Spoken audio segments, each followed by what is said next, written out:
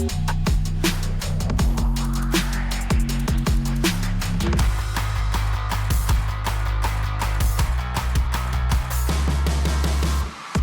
watching Set Life Season 4.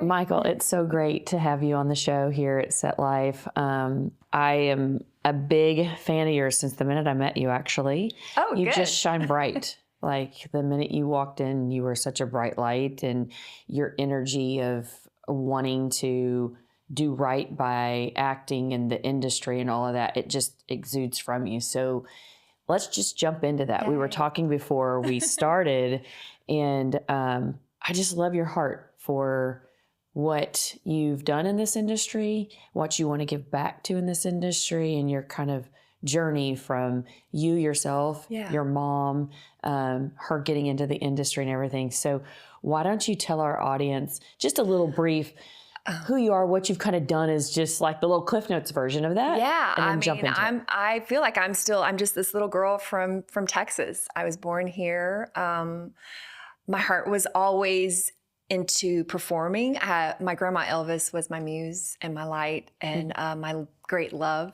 And she lived in a little small town called Doney, Texas. And my parents lived in Houston, but we would go up every summer, every holiday. And I saw the movie Grease, and she bought me the album. And I still have it to this day. And I didn't know what LA was. I didn't know what a director that you made money. I just felt in my heart called, and I said, that's what I'm going to do with my life. And she supported it, and I would sing, on her living room coffee table for 25 cents and perform the songs, and she would support it, and she would shine a light on me. And I feel like she taught me, because she would play the piano, and she was larger than life. She had black hair and would wear Jackie O glasses and leopard. She loved leopard, like your heels. That's a nod to my grandma right now. But she showed me what being a large character, passionate woman was before I knew what I would become.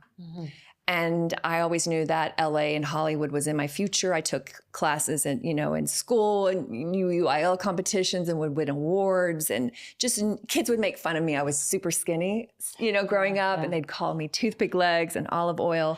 But there was a voice in me that I now know is the voice of God. And it would say, one day you'll show them.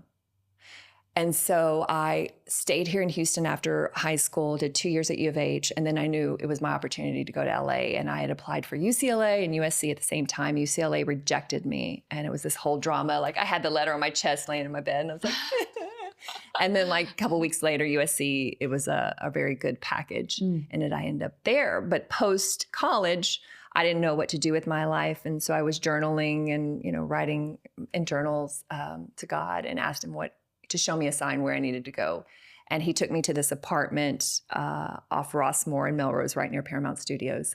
And it was the 4th floor, and the manager took us into this apartment, and there was the cross of the Catholic Church, where I ended up going and being a lector, and I got married in that church. And it was God telling me that he was in charge.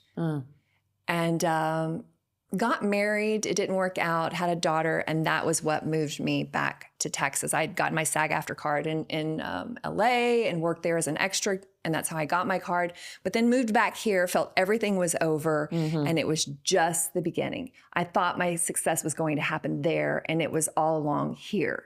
He wanted it to happen here. And I didn't know that the industry was changing. That was in 2010. Self-tapes were just starting to happen. But, now 15 years later, everything's become totally flipped. And I got involved in the union. I was the local president for 4 years. I'm now the national board member of the Houston Austin SAG-AFTRA. And I've done more work collectively here in the Southeast than I ever did in LA and New York. And I qualified for health insurance. And I just became me again. Yeah. And that was not my plan. And sometimes it's like, I read something on Instagram today. It's like, you have to let go of your plans to allow God's plans to happen. You have to let go and let God. And you have to, because the gift that we're all given is so precious and so special. And sometimes society or family members can make us not want to do it, or, well, it'd be so much easier if I didn't do this path. It'd be so much easier if I was a teacher or was a doctor. And not that there's anything wrong with those careers, but I always knew that acting was my calling. Mm-hmm. And it is a calling. Yes, I agree. And it's tough. I agree. Do you think in that journey that you had a lot of support, or do you think you had a lot of pushback being a creative? That's, I would say, in this industry on the creative side. I didn't know what boundaries were. Boundaries in relationships, boundaries in with your family. And I think when you have a relationship with God or the divine or whatever you want to call it, you know what you're supposed to do. But there's so many people in this world, and I would say the majority of these people in the world that are not following that calling, that are not, it's too scary, it's too hard. But my, cousin doesn't want me, or grandparent doesn't want me to do this, or parent or spouse, or, but what about the children, especially when you're a woman? So there's all these factors that go into just, I'm going to do this. And I remember when I moved back, I would hardly tell a soul that I was an actor. I was like, I'm a teacher. Yeah. I don't know what I am here anymore, because I had a dream of acting, but I wasn't on a show. Yeah. I didn't have the millions of dollars and the millions of, credits on my IMDb page, but I knew that I was an actor. So how do I do this? And you just take step by step. And I remember what changed for me was when I stood in my power and I started telling people I was an actor. And the more I would tell it, the more the universe would respond and say, yeah, you are. Here's this audition. Here's this booking. Here's that booking. It's amazing when you identify with something. I tell a lot of times the creatives that come in here, I'm like, okay, everything aside, what do you want to do? Like, what do you love? What keeps you up at night? What do you want to do in this industry? I'm not asking you what you think you're skilled at or what you're thinking. What do you want to do? And it's funny because they'll kind of like, well, I've really loved, directing, but I know that, and I'm like, okay, then let's focus on how can we do steps to become a director? Right? What can we do while you're here interning or whatever it is that helps you become more comfortable saying, this is who I am a director? Because if you can tell me when you walk through this door next time, I am an editor, I am a director, I am an actress. I'm like, perfect. Guess what I'm going to do? I'm going to treat you that way. I'm going to treat you that way, and I'm going to try to find you things that are that. But if you don't know what you are, I can't tell you what you are. If you don't know who you are, the people will help you to find that path. Yeah. If you know who you are and you don't listen, you almost like put blinders. Like a horse has blinders when they're racing, so that they're not focused on others. They're focused on their journey, on their path.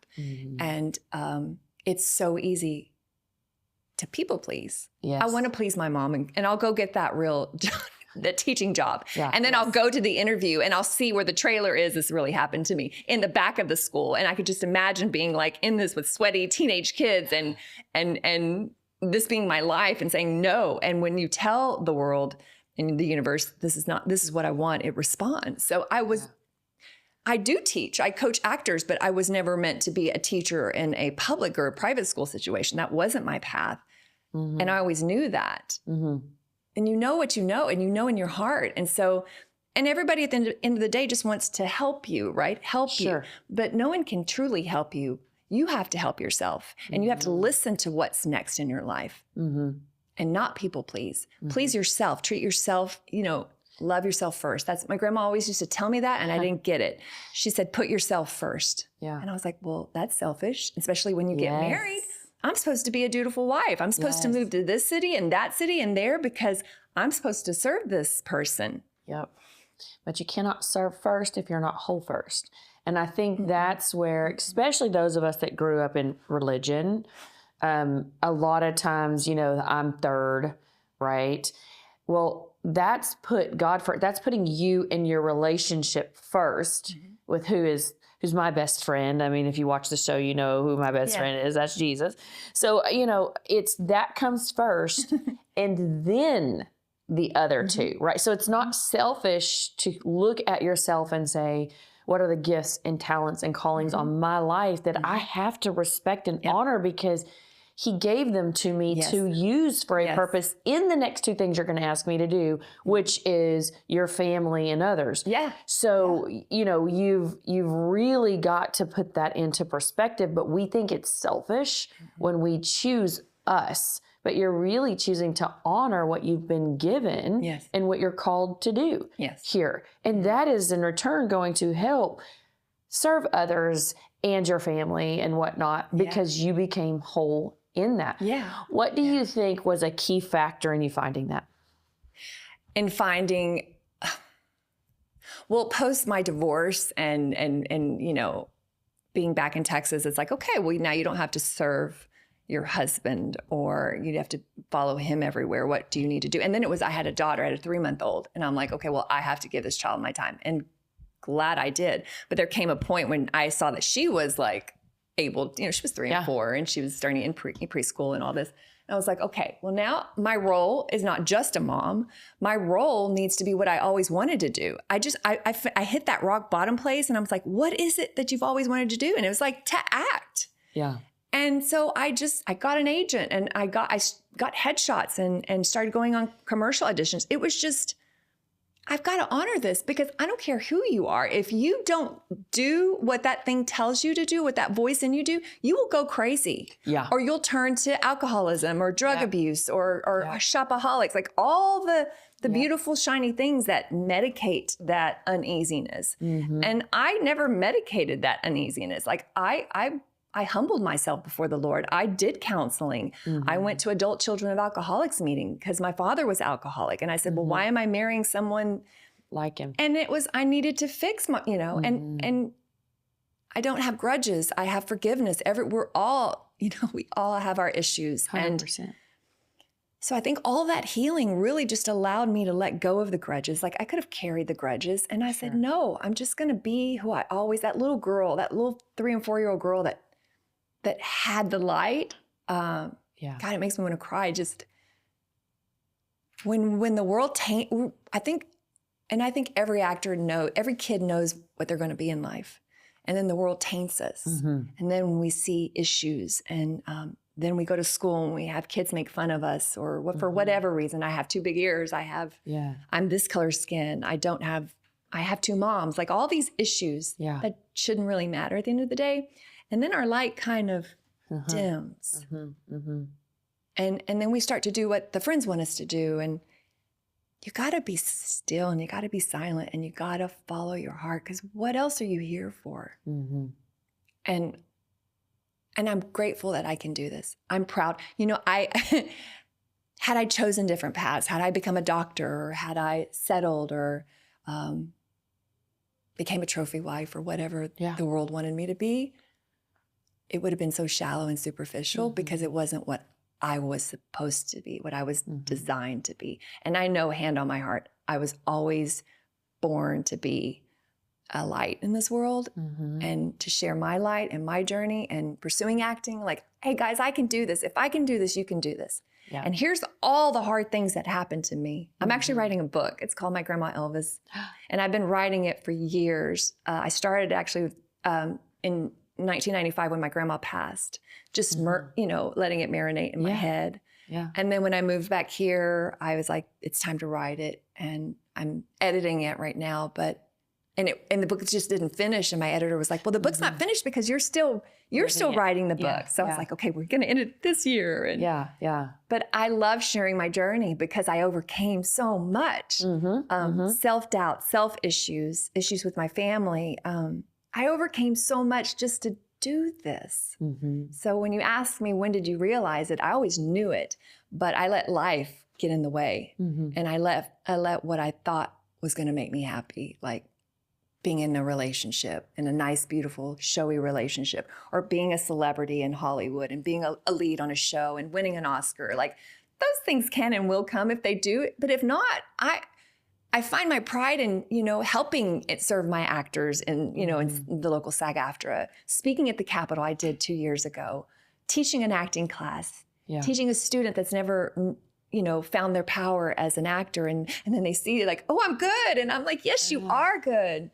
Yeah. To me, that's so magical. And then my mom, Yeah. my sweet mom, got into the industry, and when she retired, and her first audition, she was just playing and having fun, and it was for Better Call Saul. And how old was she when her first audition? I would say she was in her late 70s. I'm not going to say exactly because she'll, That's right. she'll, That's right. you We're not know. going to truly say, But she was in her just so they late know. 70s, Yeah. and she had never acted a day in her life. Mm-hmm. And she just make believe, and she booked it. Yeah. And she went to New Mexico to film it. And It's crazy. I remember she called me from the hotel, and she was like a giddy 16-year-old that just gotten back from prom. And I was like, Mom, it's 2 a.m. and I'm tired. And she's talking about the car, the people that picked her up, the craft service, how wonderful, you know, the director was. And, you know, she didn't understand when I was starting in the industry. And then God gave her the gift of being an actor so that she could understand me. Yeah. And understand the light in me. So good. And now she's doing it. And so To have that gratitude for the industry, to have that lens for the car, the craft services and all that. Being in the industry, there's such a mentality of lack, one, and then an indulgence, other. So it's like 2 extremes in my opinion. Oh, yeah. That there's just not a common basis that you can just stay grateful for the opportunity to get to do the craft and to be thankful for what it is giving, and you're getting to give back to it. So to see that through a lens of somebody that's, you know. It's beautiful. And every time I get to do it, I'm still amazed. And I'll be on set. I remember a couple years ago, I did a movie called The Long Game with Dennis Quaid. And it was a movie set based on a true story set in the 50s. And it was, you know, we should have filmed it in Texas, but it went to Bogota, Colombia. But I remember being in Colombia, and I loved it. And I'd only, you know, heard like Colombia. I'm like, the drug lords are going to get me as soon as I step off the plane, which is so not true. The people and the crew were exceptional. And I remember being, it was, I don't know how, 20,000 feet above sea level on this beautiful golf course in Bogota. And just the greenery and the mountains, and it was freezing because it was a summer here, but it was like winter there. Yeah. And the majesty, I felt like I was, you know, in The Sound of Music, you know, that opening scene where she's like, Yeah. and I was just like, it was just the majesty of the world. And I was like first up that day, and I had to golf and I had to swing, and like Dennis Quaid, and everyone was like watching me, and I'm like, I cannot mess this up, Lord. But it was just, and I did it beautiful. Like it was beginner's luck. But being there, like I always thank God, and I always take moments and under my breath, and I'm sure the sound people can hear, but I'm like, thank you, God. Thank you for this. Seeing the stars on the Hollywood Boulevard, just there's magic in the industry. There's a lot of evilness surrounding anything. Sure. But just having gratitude for each step. You know, we did the premiere, walking to the premiere and seeing the stars on the ground when so many actors have walked. I just take those moments, and I know that I don't take anything for granted. And I know that the Lord has ordained my step. Every one of them. And had I not had the courage to follow that, you know, my mom wouldn't have gotten into the industry. My acting students who pursue it wouldn't have, you know. I don't know whoever's going to watch me one day or listen to this and say, I want to do this. Just by you walking your path, you allow others to follow their own. And to me, that's the greatest gift. And that's my purpose in life. And how we can encourage others to rise up. Yeah. And, you know, I think that's why I ask, what do you think helped you rise up in your career, or not really in your career, but rise up in the confidence? Believing in myself. To believe in yourself. We were talking before we started recording, you know, of just when you were like, I am good. Like, I can do this. It was a distinct moment. So first play I did, it was The Columnist, and it was in the 1950s, and I played this 50s socialite, and I knew I was going to get the audition. It was a theater here in town in Houston. And then producer friend of mine came to see it, and he's like, Mykle, you'd be perfect for the Astronaut Wives Clubs. It's coming into Houston. They're filming it here. It didn't end up here. It ended up in Louisiana. But so it just planted a seed in my head, and I just went on this journey. I did this 42-day book a job challenge. It was like a challenge that was going on. This acting coach in LA was leading it, and you would literally have to tell people 3 times a day your goal. And my goal was to book a role on that show. And I wrote it out and everything. Well, needless to say, I booked it. But I remember, I think it was before Astronaut Wives Club. I was going to Dallas and Austin all the time because that was before pre-tapes. We were having in-person commercials. And it was a McDonald's commercial. Believe it or not, I booked my first national commercial here, and it was in Dallas. And they were looking for a high tea lady. Now, high tea is something that me and my good friend Georgia, we used to do when I was in college at USC. She was a flight attendant. She'd visit me, and we'd get dressed up and pretend we were wealthy, and I was poor. I had, cedar blocks holding my living room table in my college dorm. But we'd pretend we were rich and wealthy, women going for high tea, and we'd go to the Beverly Hills Hotel. And so I knew high tea. I'm high tea lady. Yeah. And I love high tea. It's such a beautiful, elegant, just indulgence. Yeah. And so this character I was playing was a high tea lady. And so I drove the 3 hours and 20 minutes to Dallas, and, had my dress hanging and my pearls weren't on yet. And I knew it was mine. I was like, step back, ladies. And one of the ladies that was auditioning, I didn't know if she was my competition or whatever, but they were looking for a group of 3 women. And so we auditioned together as a group of 3. And then in the callback, they put us in the same group of 3. And she was frazzled. She'd forgotten her resume. She didn't have lipstick on. And it was a clear, distinct moment. I heard the devil and I heard the angel. And the devil was like, oh, ignore her. She's a hot mess right now. It's one less person to beat, to beat. Yeah. And then the angel on me was like, you need to help that woman. You need to lend her your lipstick. You need to tell her that she can go in the office and print out a resume. Because we were a team. Yeah. And we all booked the commercial as a team. And I'm still, today, I am friends. Vanessa I'll say her first name, but sweetest angel. But booking that McDonald's commercial kind of was the moment I was like, it just clicked. I was like, I can do this. And I knew exactly my casting. I knew what kind of type of character I can play. I play a lot, but I can play a very affluent woman of pedigree and, watching my grandma, watching my aunts. I know that lady. Yeah. And so that was a defining moment for me because I could have been evil or I could have blessed someone else, and I chose blessings. And I remember when we were all at the callback, the director looked at my resume and he was like, oh, you went to USC. And I was just like, favor, he was impressed of my pedigree of being able to go to college and now being here. And that was the defining moment for me. It was my first national commercial booking, and first time I said, this is who you are. And then everything just started coming, everything. As you walked into, that's what they say, when you walk into your calling, when you walk into your destiny, when you walk into, it's interesting to me that I think so many people need to hear is they get stuck at that threshold of they're doing it partially, but they didn't fully cross over into the walking into, but you got to move your feet. You've got to cross it and get into it. You've got to show up in it. You can't just sit, hope, and wish. I used to say all the time, I didn't like Oprah's going to come knocking on the door. Would you like to be on my show today? You got to get up and you got to pursue what you feel that God is calling you to. When I came here a week ago, I was like, I want to do stuff here. I'll do an interview. I just felt like this is going to happen. Yeah. It was instant. But back to the walking in of your calling and destiny. I remember when I was in college, I had my great friend Ivan. He told me, he's like, Mykle, you're going to work when you're a mom's age. And at the time I was like, no, I want to be an audition. I'll be beautiful. And he was like, no, you're going to work when you're a mom's age.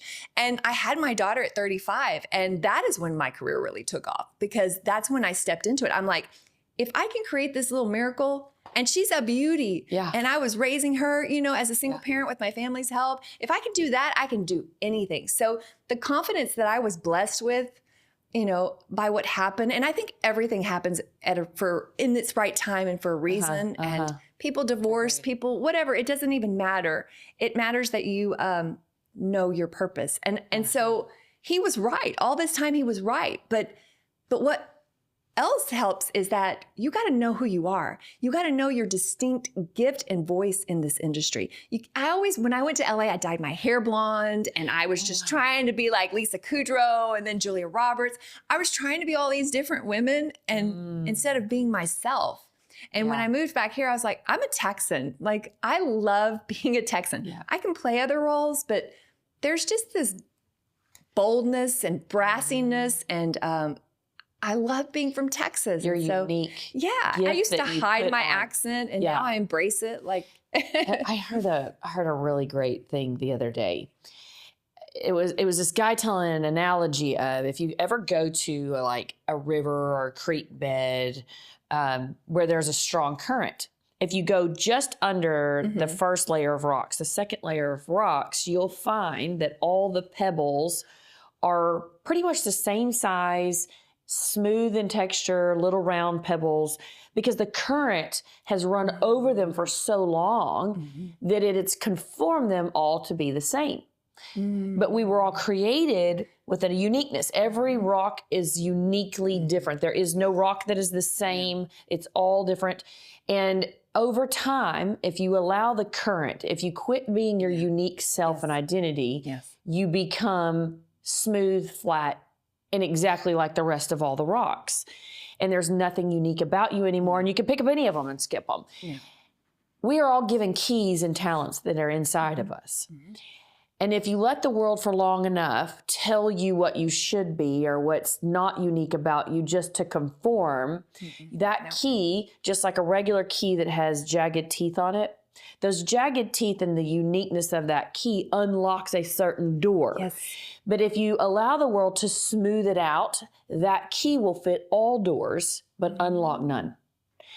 And it's like, I love that. You have to keep your uniqueness. You have to keep your individuality of what makes you so unique because you have a certain door you're supposed to unlock. Just you can unlock it. You're the one that is the one that's going to be that role or that show or be that for somebody on a set that maybe they wouldn't have taken the lipstick from because of whatever that or you carried or whatever. Or maybe you're supposed to be that one that gives the lipstick that opens up the door for someone else. You know, so your unique identity is detrimental to what your purpose is here in life and what you're supposed to do. And it's what casting directors, producers, directors are looking for. 100%. They don't know what they're looking for. Yep. They have no idea until they see you, until you become the solution. That happened to me on Mo. They were looking for Hispanic judge, female judge. I am Hispanic, but I don't appear it. So I was like, well, I'm not gonna get this. So I literally threw the audition away. I said, I'm just gonna make her a condescending, racist, Texas judge and just kill it.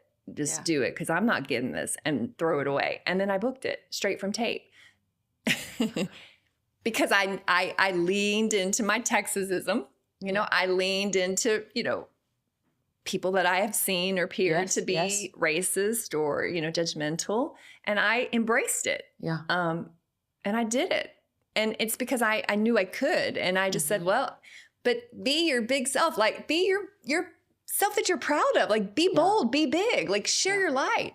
But it's the uniqueness that books actors' role. It's not being like any other else, because actors that are green, they'll read the same way. They won't be bold enough to make a choice. Yeah. And you gotta, for the long game, I totally transformed myself to 1950s. I even read, and this is a secret, I'm gonna pass to actors. In the script, it had that when my character was in this montage scenes, you love the montage scenes where the music's playing, and we were all playing golf and messing up and yada, yada, yada. And the exact song that was, this song by such and such artist was playing. And I was like, okay. And I had to film a montage scene. It was part of my audition. And I was like, why are they making me, I'd never filmed a montage scene before, but I was like, okay. So what I did is I went and I YouTubed the song, and then I put it on my phone and I recorded with my other camera. And I had that song playing, and the director remembered that. And when I met him in the trailer, he was like, yeah, we're going to do the montage scene. Remember the song that you did at the audition? The song, he remembered my audition because I had a song playing. No other actor did that. I made a bold choice. Yeah. you know, I've on set, I've asked directors, can I say that? Can I slap this woman? Can I do this at the end? Things that are not in there. And they're like, yeah. Just, I'm the artist. Like, trust me, I'm going to deliver. But that boldness and confidence only comes after you know who you are and you're not intimidated by anyone. Like my mom says this all the time, and it's true. No one intimidates me. They used to. Yeah. I used to be intimidated by people that were wealthier than me, or girls that, you know, dressed nicer than me, or had better situations with boyfriends. You know, like I used to let all that intimidate me and kind of hide my light. But like, I'm a badass. Yeah. I'm a badass. And only I could give myself that. Not a relationship, not a job title, not you know, all this money in the bank. I had to give myself that. Yeah. And when you know who you are, then the universe responds accordingly. So like-mindedness draws like-mindedness. Yeah. So if you want more of that, it's got to come within, and it will start drawing it to you. Yes. You know, so I think that your ability to trudge through the industry, stay true to who you are, find who you are, learn the boundaries, do the work, and be a light in the world has been inspiring. You know, that's what this show's about, inspiring stories of the entertainment industry. Thanks for sitting and visiting. We could talk all day long with all of this. You know, I hope somebody listening is encouraged today to find their purpose in who they are, their identity, not in acting. That's what I hear. You didn't find your identity in acting. You found your identity in what you consider to be God and your higher power, universe, whatever you call it. I like to say Jesus, but you found that in him. You found your identity there. You owned that, and then you allowed the gifts that were already put in you to just flourish and be given back to the world. And if you can that's a beautiful see it, thing. Like, I want to just close with this. If you can see it, it's because God's given you the vision too. Because if you can see it, if you can feel it, you have to see it and feel it before the world will see and feel it. Like God spoke the world into existence because he saw it, because he felt it. And we have that divineness in each and every one of us. I don't care who you are, but if you can see it, if you can feel it, then you know that that's your purpose and that's what you're supposed to do. And chase it. And chase it like the world is on fire and you have got to get there because that's what you're meant to do. Yeah. Just follow your heart, follow your dreams. I mean, because what's on the other side is so amazing. So amazing. So exciting. Don't give up. Keep going. Never. And at any age, it could happen at any age. Don't let anyone tell you. We're going to get mom on here. We're going to get mom on here. Thanks for sitting with us today. So much. I've enjoyed it so much. Where can people find you? Where can people can find me on social media at Mykle McCoslin. It's a mouthful. You can spell it out later. Yeah. MYKLE. Yeah. My website, MykleMcCoslin.com. And you can check me out. I'm on Netflix right now, season 2 of Mo. I play the judge, and I will be in Netflix upcoming Tom Segura series, Bad Thoughts, next month on Netflix. That's amazing. Yay. So go check her out. I know she's the kindest person. She'll answer you. She'll DM her. She's great to help others. And following their paths. Yeah. I also coach. So anybody that needs that's help, amazing. Yeah. So reach out. Yeah. And if you're in Houston or not in Houston and you want to book the studio, check us out. The studio is amazing. Thank you. We're going to do big things here. I feel it. Thank you. It's a blessed space. Congratulations. This is amazing. Thank you. Well, we love honoring people that come through the door, and we love helping you become what you were created to do here and make that come to pass here at the studio. So it's awesome. Look us up, fortheonestudio.com. But until then, we'll catch you on Set Life. You got this. This is a gift. Thank you.